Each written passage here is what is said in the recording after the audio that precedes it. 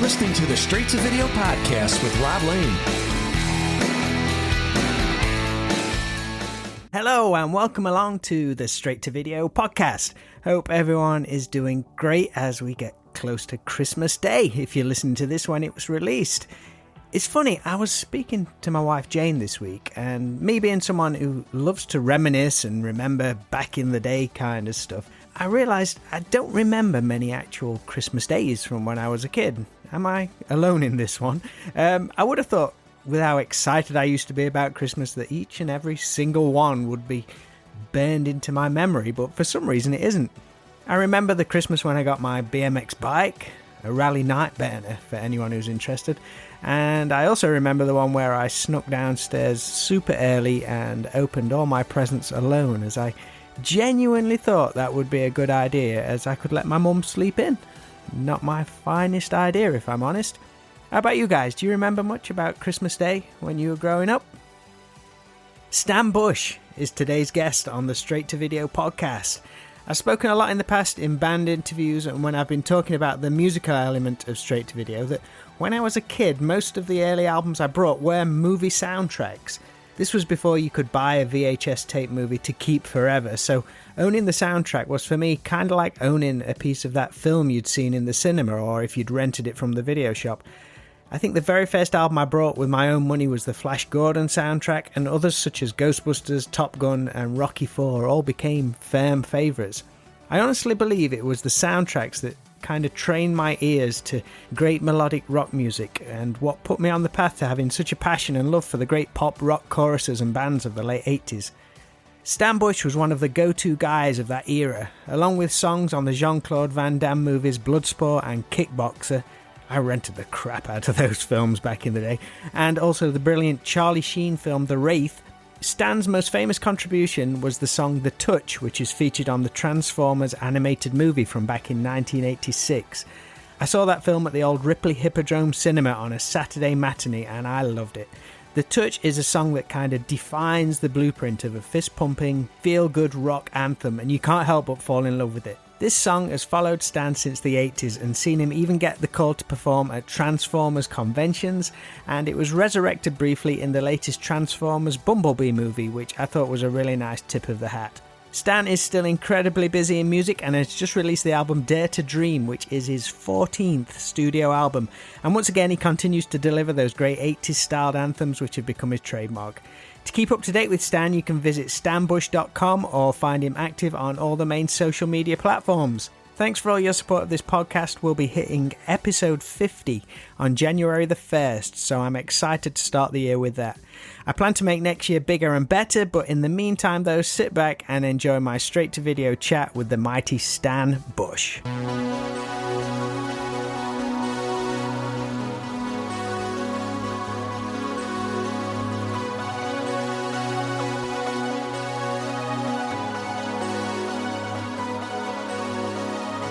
When I look back, we were just kids in a rock and roll band. We played like no tomorrow.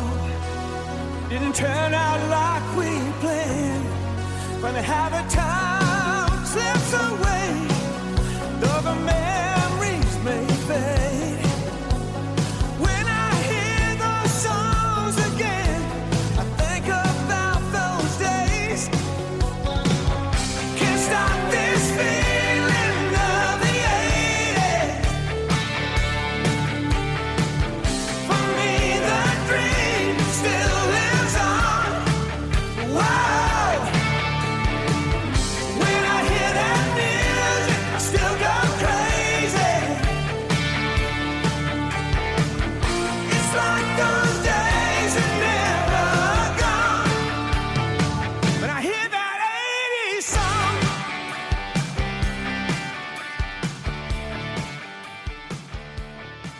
There we are. How you doing, Stan? Doing great. Coming through loud and clear. Yeah, you too, right. If it's cool with you, I'd love to go way back even before your song The Touch became a part of your life and talk a little bit about where you're from and your early introductions to music. Sure. Yeah? Yeah. Am I correct? You're from Florida originally? Right. Grew up in Florida. My sort of hometown, I was born in Orlando, but moved around a lot when I was young, but then ended up in Gainesville. That's kind of my hometown, Right. Gainesville, Florida. Are you from a pretty big family? You got brothers and sisters? Yeah. 2 brothers and a sister. My parents were, really cool with the whole music thing. They supported it, and we even rehearsed at the house, and Wow. they would come to our gigs, and it was fun. Yeah, we played like school dances and things, and I was in bands all through school. Yeah. And after that, we started playing clubs around the South. What was the first music that really made you sit up and think, what the heck is this? The Beatles, of course. I think that was true with most everybody in my generation. It was just, life-changing. It was awesome. Then later, got into stuff like Zeppelin, and I always loved R&B stuff too. The radio back then, they played everything. So you'd hear Jimi Hendrix, and then you'd hear, some kind of Temptations song or something, or Diana Ross or somebody, you know what I mean? It was great. How did your parents react when the Beatles exploded? Was they like, what's this? This is crazy stuff. Oh, they loved it. Okay. Yeah. I remember my mom came in the bedroom and said, "Oh, you got to see this." And it was the Beatles on Ed Sullivan. Wow, that performance. That's the one. Yeah. I was like on the floor. It was like, whoa, this is so cool. It was great. I want to hold your hand, It's crazy, looking back how kind of, in a way, tame that was. But back then it was just groundbreaking. Yeah, right. Them long-haired Beatles.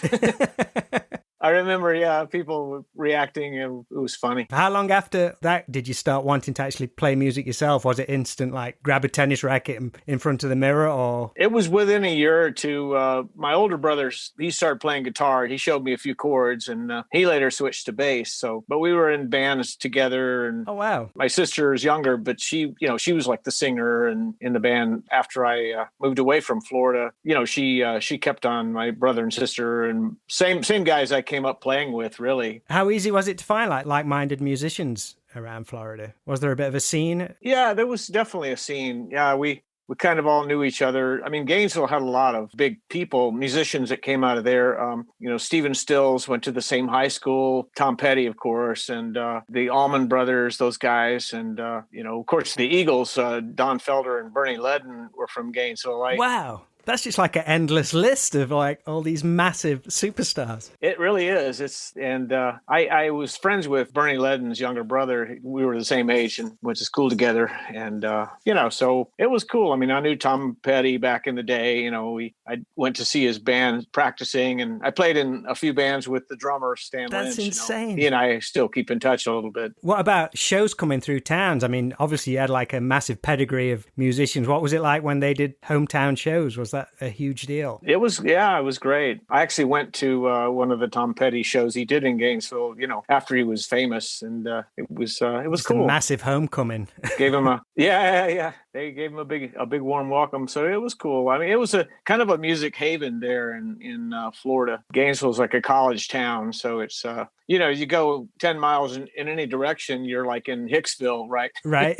but anyway, it was a cool place to grow up. At what point did you start kind of, let's say, spreading your wings a little? Was you doing shows with bands which were touring outside or around Florida? Yeah, I was playing nightclubs mainly in the South. Anyway, a couple of the guys that I knew they formed a recording group, and it sort of formed in Colorado, Boulder, Colorado, and they asked me to join the band. And so I migrated out west. I went to Colorado. It was almost 3 years with a couple of the guys from Gainesville that I had met there who got me in the band. So we rehearsed and recorded and performed in Colorado. Anyway, then we got signed to a record deal here in LA. So that's when we came out here. Was you kind of touring with that band? Did somebody from an A&R hear about you? Yeah, it was that kind of thing. They head of A&R for Elektra Asylum Records came out and signed the band. And so it was cool. We got, that's when we came to LA, and we did one album. The band was originally called Helix, but then we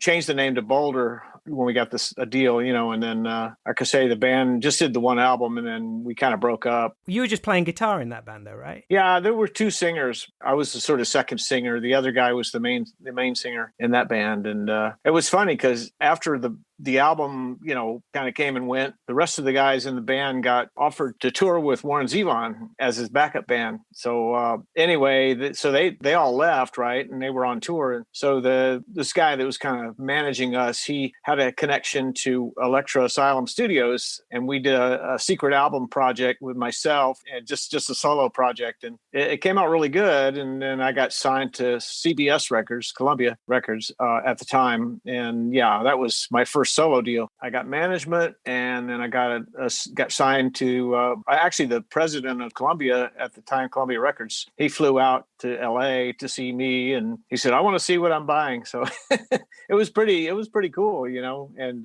that was a great time. Was that your first time out onto the West Coast? Yeah, hadn't been here. Like I say, we rented a big house in Beverly Hills with the whole band when we were recording the Boulder album. And then, like I say, once that kind of fizzled out, we were each on our own, and I was living in an apartment in Hollywood. How was your whole reaction to this? Everything must have just gone next level. It was crazy. Like I say, I was sort of selling gear to live, you know, to pay my rent and doing a few pickup gigs. But back then it was, in Hollywood, it's sort of like pay to play, but they, like clubs like the Starwood, they had like Van Halen was playing and bands like that hadn't made it yet. Wow. And it was a really cool music scene. There was like the Whiskey and the Roxy, of course, are still there, but there were other clubs back then that people played at. That'd be the time for like Gazzara's and places like that, I guess. Yes.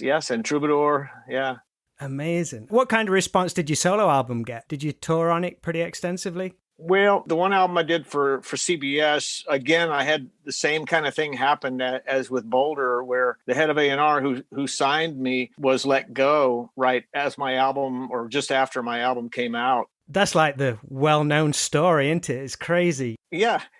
Yeah, it happens so much. The person whose pet project it was is no longer there. So you're like, okay. Anyway, so it sort of went plywood. That's the joke, instead of platinum. So around the mid-'80s, you began to get involved in movie soundtracks. And I've been a hard rock fan for like over 30 years now. And I always say my love of hard rock was kind of kickstarted by being a movie fan and buying the soundtracks, all these great films like Top Gun and Rocky IV. And they all had these great uplifting songs. And I think it kind of trained my ears in a way to loving the big hook. Right. Yeah. That's what I love about the 80s, the big hooks. Yeah. So for you, as someone who made a massive contribution to movie soundtrack songs, I guess you kind of became one of the go-to guys. Was any of your songs kind of specifically written for a film, or was you allowed to see a rough cut of a film or anything like that beforehand? Actually, the Jean-Claude Van Damme's first two movies, Kickboxer and Bloodsport, was the first one. I was actually sort of a hired singer, to come in and sing the songs. Right. And anyway, also, of course, the touch we wrote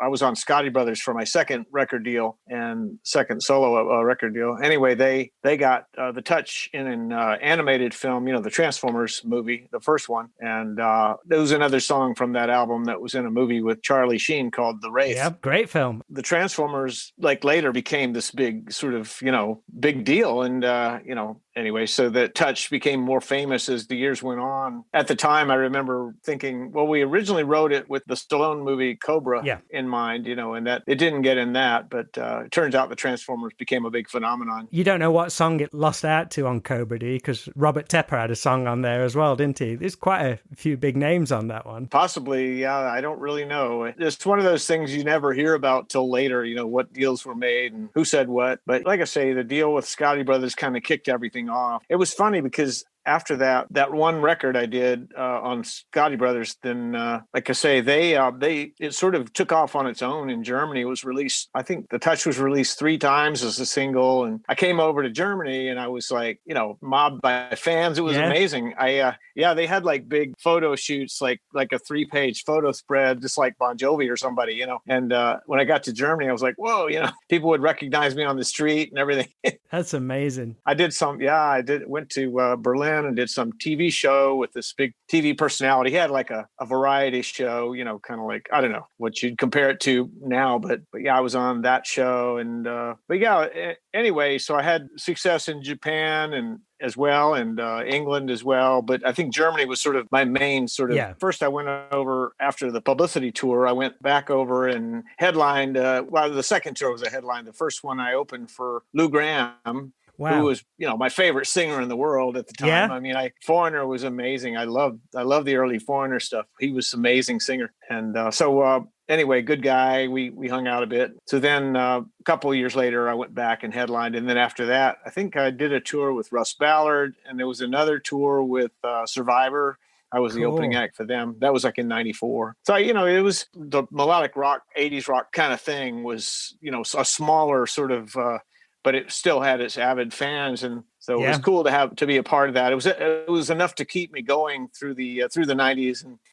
and after that, the whole rock thing kind of imploded. The grunge thing came in and people weren't doing the 80s rock anymore for the most part. So it became a sort of a niche thing more so like the melodic rock. And as you know. Yeah. You're saying going over to Germany and stuff and seeing the reaction from people. I guess back then, pre-internet, you never knew what you was going into. So it was even like, holy crap, where are all these people from? There's no way of kind of gauging what the response is going to be. Yeah, it was cool. People, they were very receptive too. It was a neat thing, like a lot of times I think people, well, especially in LA and New York, probably are more sort of jaded and they, it was cool. The other thing too that struck me when I'd be performing, like I'd look out and people would know the words to the songs. They were like mouthing the words. It was like, wow, how cool is that? How did your songwriting partnership with Lenny Macaluso come about? Actually, the head of A&R who produced the album at Scotty Brothers, Richie Wise, he had worked with Kiss and did a lot of other things, but he was actually great.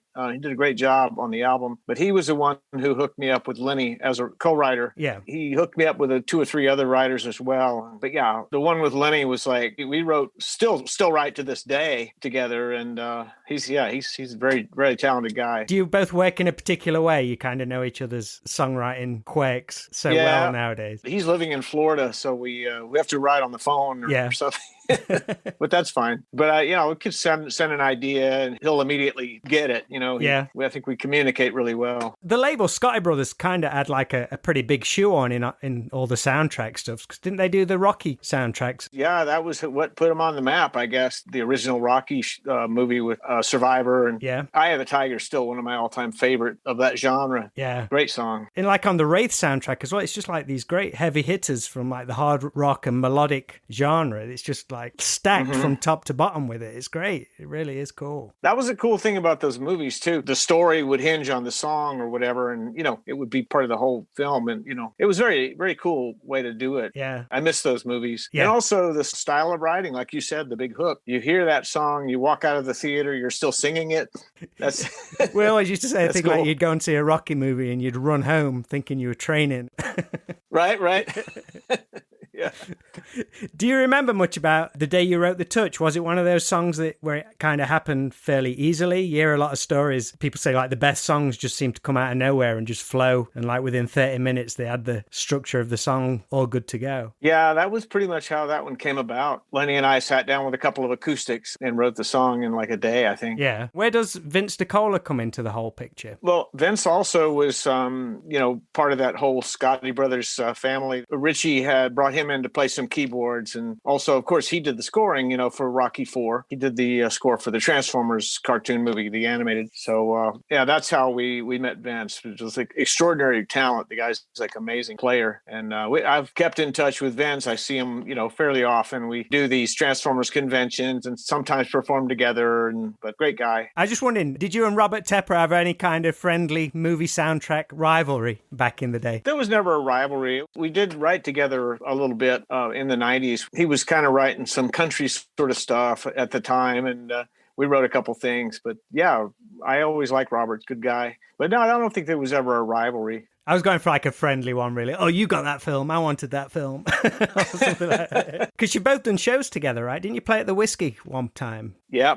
We did the Whiskey together, kind of a co-bill. I went on first because I didn't want to play at 1 a.m. The people that come see me, my friends and whatnot, they're not people that stay up till 1 a.m. That seems to be the thing over there. Shows start so late. I know, right? And sometimes they have like 5 bands and it's just a train wreck, trying to get everybody on stage.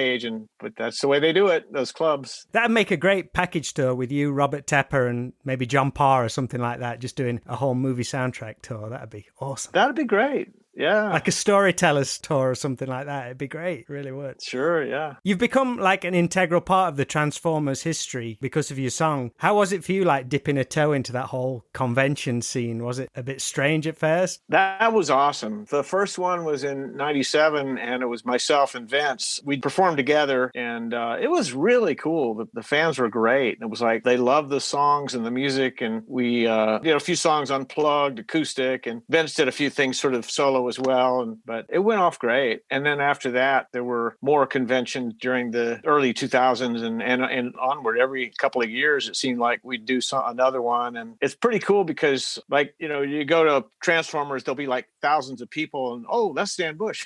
You know, I go anywhere else, I can't get arrested, you know. And it's really cool. They're very wonderful people. You know, the fans I've met, they're all like super great. There was one I did in the UK in just like 3 years ago or something, TF Nation. I think Vince was supposed to do that one this year, but it got canceled because of the COVID. It seems like it's a song that just keeps on giving back to you and having continued resurgences from appearing in Boogie Nights in the 90s, and it's been in the Goldbergs TV show, which is a great, really great show. And most recently in the fairly recent Bumblebee movie, which I thought was like a lovely tip of the hat how they included that in there. Could you have ever imagined your song crossing so many decades? No, I didn't ever imagine that. It is pretty cool to be known for a song like that. You know, it's funny because it kind of kicked off this whole like positive rock kind of thing, and it became sort of my thing. You know, writing songs about hope and believing in yourself and that kind of thing. It's really cool stuff. Motivational rock, I guess. So your songs have been featured on all these great films. Did you ever get the chance to go to any premieres? Yeah, I went to the Transformers animated, the preview for that, the premiere rather, and let's see, of course, the Jean-Claude Van Damme Kickboxer went to that premiere too. That was pretty cool. Was that all out in Hollywood? Yeah, Hollywood. What other kind of films do you enjoy? Do you have a particular love for any kind of film? I love movies like, you know, action movies and, you know, that kind of stuff. It seemed like Mission Impossible, that kind of thing, you know, those are great. They still have and the James Bond, you know, that stuff is always great. You have the new album, Dare to Dream, out now.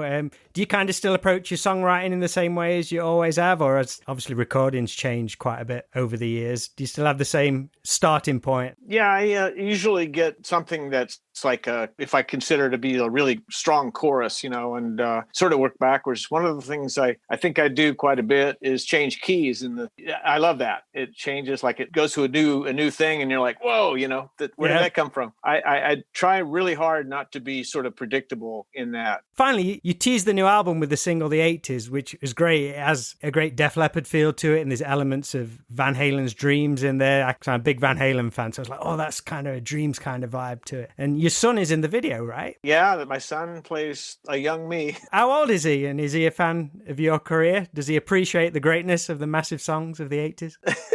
I think so. He talking about the 80s. I mean, you know, it's like, here, put on this leather jacket and these boots, you know. But he looked the part. He did, you know, had longish hair, and it was cool. It was he had fun doing it. I rented a VW bus to be sort of a time machine, and you could get the nostalgia part, and of course it was intercut with the footage of myself and my band performing. But I think the video came out real good. Does he ever dive back into your career at all and get you to tell stories about back in the day or anything? You know, he's into his own thing. He's great though. He's doing real well. He went to San Diego State, works at a biotech thing, but he plays guitar and sings. And, you know, he's a musician. So does he introduce you to any bands? A bit, yeah. He listens to pop more so than you know. But no, it's really cool. And the other video we did off the new album was that one, Born to Fight, and I got Lenny Macaluso. Well, first of all, Netflix contacted me about writing a song to feature their two most famous or most popular anime shows, Baki and Kengan Ashura. They said, can you write a song about fighting? And so I immediately thought of Lenny. So we wrote this song, Born to Fight, and then recorded it. And the timing was perfect because the new album was almost finished. We had like one last song to go. So that was the song. And of course, the video came out a couple weeks before the album did. So it's the response has been real good. What are the plans for next year? Should things kind of get back to some normality? Oh, boy. Yeah, I'm hoping to do some shows again. We're looking to do that. I think now that we have vaccines coming out, hopefully things will calm down and we'll have things back to normal a bit by next summer. Maybe that's optimistic, but the sooner the better. Well, Stan, thank you ever so much for your time. I appreciate it. I've loved chatting with you. Absolutely, my pleasure. I appreciate you having me.